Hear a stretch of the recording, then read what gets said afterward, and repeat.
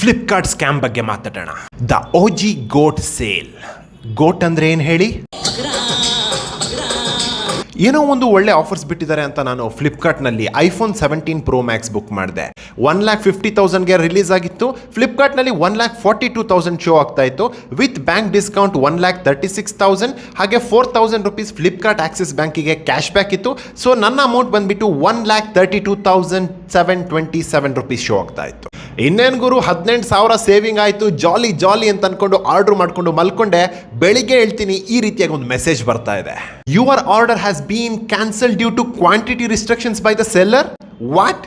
ನಿಮ್ಮ ಹತ್ರನೇ quantity restriction ಇಲ್ಲ ಅಂದ್ರೆ ಆಫರ್ ಯಾಕ್ರೋ ಕೊಡ್ತೀರಾ? ಸುಮ್ಮನೆ ಸೋಲ್ಡ್ ಔಟ್ ಅಂತ ಹಾಕ್ಬಿಡಿ. ಯಾಕೆ ಶೋ ಮಾಡ್ತೀರಾ ಫ್ಲಿಪ್ಕಾರ್ಟ್ ಆ್ಯಪ್ನಲ್ಲಿ? ಇನ್ನೊಂದು ಬೆಸ್ಟ್ ಪಾರ್ಟ್ ಏನು ಅಂತಂದ್ರೆ, ಈಗ ನಾನು ಫ್ಲಿಪ್ಕಾರ್ಟಲ್ಲಿ ಹೋಗಿ ಚೆಕ್ ಮಾಡಿದ್ರೆ ನಾನು ಆರ್ಡರ್ ಮಾಡುವಾಗ 1,42,000 ಇತ್ತು, ಬಟ್ ಇವಾಗ 1,40,000 ತೋರಿಸ್ತಾ ಇದೆ. ಇನ್ನೂ 2,000 ಕಮ್ಮಿ ತೋರಿಸ್ತಾ ಇದೆ. ನಾನು ಟೋಟಲ್ ಆರ್ಡರ್ ಮಾಡಕ್ಕೆ ಹೋದಾಗ ನನಗೆ 1,32,000 ಇದ್ದಿದ್ದು 1,30,000ಗೆ ಸಿಗ್ತಾ ಇದೆ. ಆದ್ರೂ ನಾನು ಆರ್ಡರ್ ಮಾಡ್ತಿಲ್ಲ. ಏನಕ್ಕಂದ್ರೆ ನನಗೆ ಗೊತ್ತು ಇವ್ರು ಕ್ಯಾನ್ಸಲ್ ಮಾಡ್ತಾರೆ ಅಂತ. ಅಲ್ಲ ಗುರು, ಒಂದು ಟೈಮ್ನಲ್ಲಿ ನಾನು ಫ್ಲಿಪ್ಕಾರ್ಟ್ ದೀವಾನ, ಎಲ್ಲದಕ್ಕೂ ಫ್ಲಿಪ್ಕಾರ್ಟ್ ಅಂತಿದ್ದೆ. ಈ ತರ ಮಾಡ್ತಾ ಇದ್ದೀರಾ ನೀವು ಲಾಸ್ಟ್ 3 to 4 ಇಯರ್ಸ್ನಿಂದ. ಏನ್ ಕತೆ ನಿಮ್ದು? ಸುಮ್ಮನೆ ಇವಾಗ ಎಲ್ಲರೂ ಅಮೆಝಾನಿಗೆ ಶಿಫ್ಟ್ ಆಗ್ರಪ್ಪ. ಈ ವಿಡಿಯೋನ ಆದಷ್ಟು ಶೇರ್ ಮಾಡಿ. ಜನರೆಲ್ಲರೂ ಕೂಡ ಫ್ಲಿಪ್ಕಾರ್ಟ್ ಬಿಟ್ಟು ಬೇರೆ ಬೇರೆ ಆ್ಯಪ್ಸಿಗೆ ಹೋಗಬೇಕು. ಆವಾಗಲೇ ಅವರಿಗೆ ಬುದ್ಧಿ ಬರೋದು.